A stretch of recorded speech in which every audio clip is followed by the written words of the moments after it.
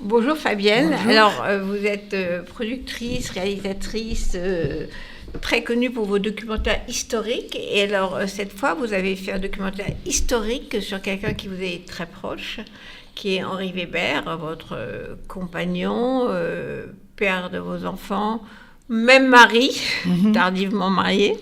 Et qui a succombé, comme vient de dire Rudy, au virus, une des premières victimes de ce coronavirus il y a 1 an environ. Et donc, vous avez fait un film et un livre. Alors, je montre tout de suite le livre parce que je vais oublier après. Voilà, qui s'appelle Henri Weber. Nous l'avons tous aimé et c'est très vrai, ça correspond exactement à la réalité. Alors, comme vous dites, Henri Weber est au cœur de l'histoire de cette génération de baby boomers, la mienne en l'occurrence. Pour moi, la première image que j'ai eue de lui, c'était en mai 68. J'étais un petit peu plus jeune que lui. Et il était sur les barricades en train d'haranguer les troupes et de monter à l'assaut. Comme il avait beaucoup monté à l'assaut contre l'extrême droite pendant la guerre d'Algérie, toujours en tête des commandos de gauche contre l'extrême droite. Mais l'histoire d'Henri Weber commence en 1944. Quand il est né dans un camp de Staline en Sibérie qui s'appelle, on n'invente pas, Leninabad. Au Tadjikistan. Voilà, d'accord. T'es pas en Sibérie. Non, mais ses c'est parents sont passés travail. par la Sibérie avant. D'accord. Et puis ils sont redescendus au Tadjikistan après. Ça ne devait pas être beaucoup plus drôle. Non. C'était des juifs polonais, donc qui avaient fui le nazisme côté Est, ce qui leur a sauvé la vie, mais quand même pour se retrouver dans un camp de Staline. C'est l'histoire, comme on l'a entendu, d'un juif polonais né au Goulag, devenu sénateur de la République. C'est l'histoire d'un leader de mai 68, devenu dirigeant du PS et député européen. Alors, Fabien Servan-Schreiber, en quoi la naissance du petit Henri Weber, dans un goulag, pas en Sibérie, mais pas très différent, puis élevé dans une famille émigrée pauvre, son père était horloger, à Belleville, et dont la première expérience collective de formation était le mouvement sioniste de gauche à Shomer HaTzaïr. Est-ce qu'en quoi ce début de son histoire a influencé ses engagements politiques par la suite ? Alors, je crois d'abord qu'il est né dans une famille extrêmement aimante. Ses parents l'adoraient. Il a toujours raconté qu'il avait été nourri au sein jusqu'à l'âge de 3 ans, à cause justement de l'instabilité de la situation, et qu'évidemment, ça donne extrêmement confiance dans quelqu'un. Après, son expérience de la Shomer HaTzaïr, comme le dit le film rapidement, a été extrêmement fondatrice, car d'abord, c'est une expérience de la collectivité. En plus, c'était à l'époque extrêmement ouvert, en avance. Par exemple, ils étaient dans la mixité, alors que nous, dans les écoles de la République, on était encore complètement séparés des garçons, nous les filles. Et ça a été formidable comme début de jeunesse. C'était, je vais pas vous raconter au micro de cette radio ce qu'est la Shomer HaTzaïr.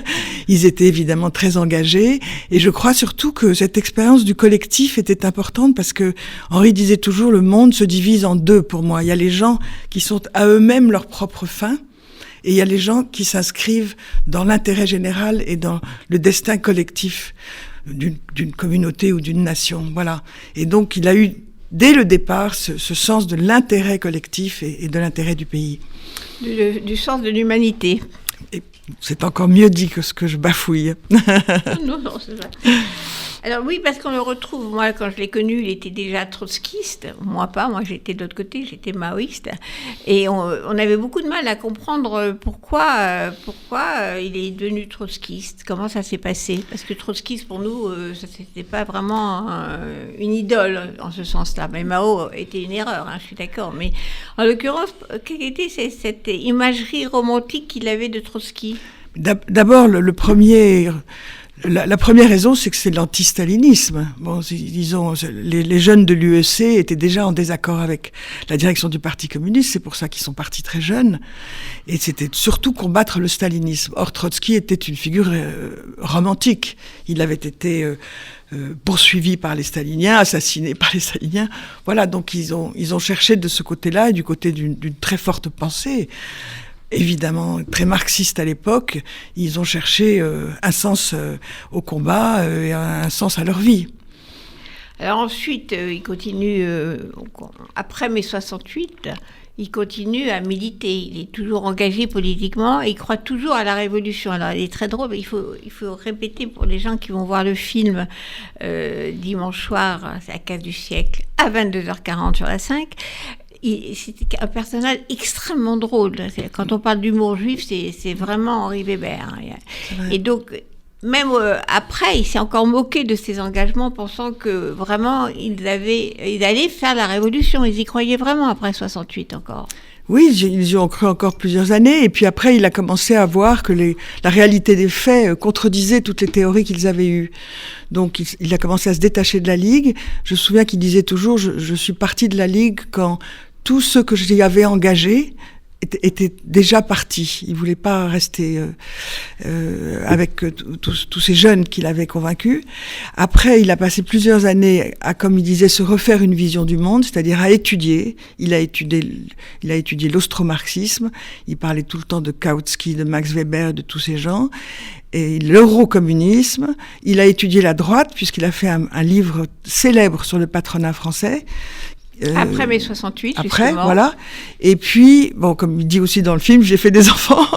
Et quand il s'est refait une vision du monde, bon, il ne voulait pas que tout ce travail, toute cette culture et toutes ces années d'expérience et de réflexion ne servent à rien. Et il s'est engagé dans un parti de gauche qu'il considérait comme le meilleur pour prendre le pouvoir et pour faire aboutir des idées de justice et de progrès social. Qui s'appelait le Parti Socialiste. Qui s'appelait le Parti Socialiste. Alors il est toujours assez drôle, il dit de la rupture, donc il a quand même été accusé de trahison pour partir du Parti révolutionnaire et aller rejoindre les horribles réformistes de François Mitterrand.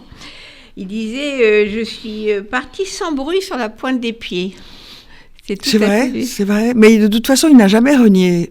Si vous regardez bien parmi les anciens de cette génération, qui ont été des célèbres gauchistes, Henri n'a absolument jamais renié ce qu'il a fait. Et d'ailleurs, il est resté ami avec énormément de gens. Ça s'est d'ailleurs vu à travers les témoignages de ses copains. Donc voilà, il a assumé ce qu'il avait été, mais il a décidé de changer, de changer une utopie chimérique contre une utopie réaliste. Oui, alors donc ça se passe juste avant 81.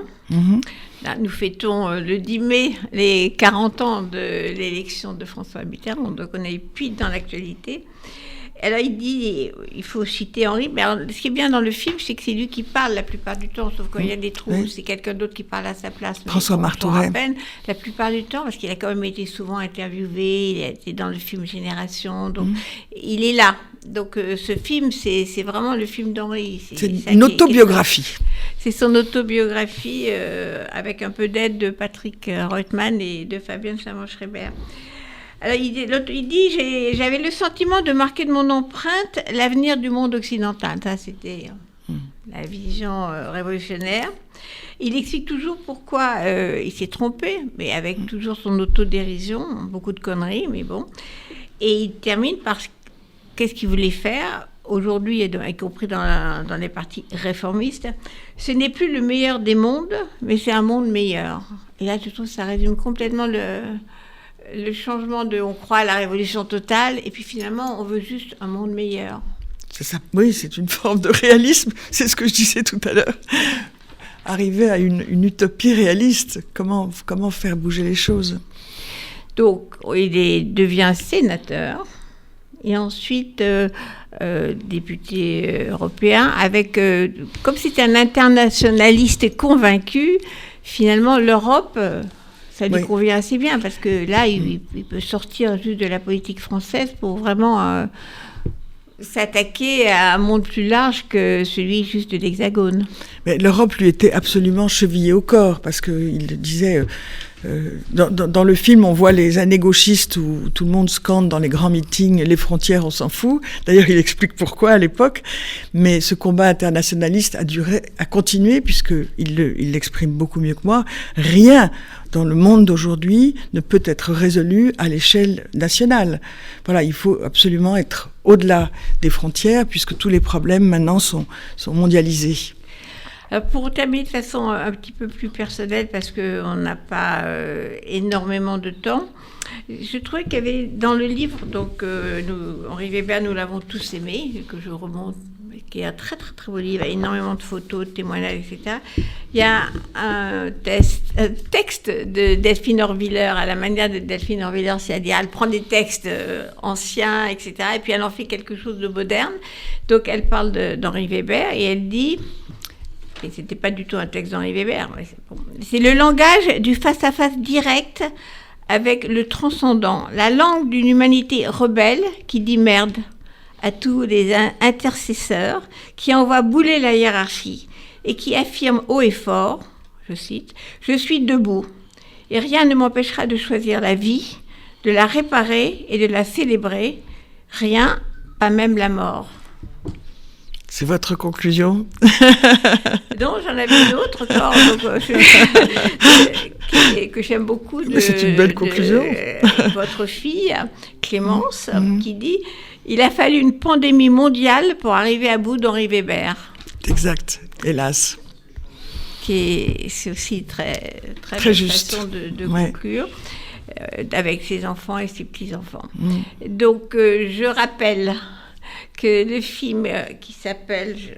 Henri Weber, Le Rouge et la Rose. Le Rouge et la Rose, voilà, le rouge pour la Révolution, la rose pour la Réforme, qui sera donc dimanche 9 mai à 22h40 sur France 5, la case du siècle.